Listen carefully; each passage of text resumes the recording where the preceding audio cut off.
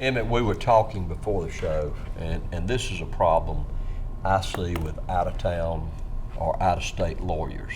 We have people in our practice that have been injured. They're on long-term disability, they're being paid, but as a condition of continuing on long-term disability, what has to happen is they've got to apply for Social Security disability.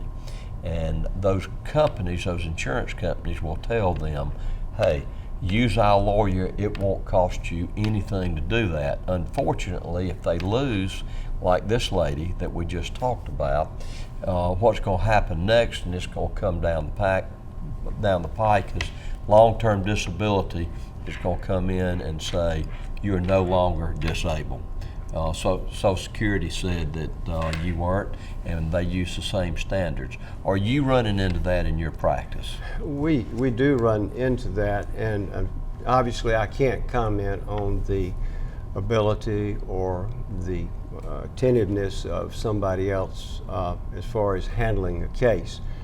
But if I'm out there in the public, I want a lawyer that I can put my hand on, that I can communicate with, that I can talk to, that has a staff that's going to listen to me. How about this? How about somebody that knows doctors that you can go to, that is familiar with the different neurosurgeons in the area? And what kind of information that you can get. We and there are other good local Social Security lawyers in and around this area.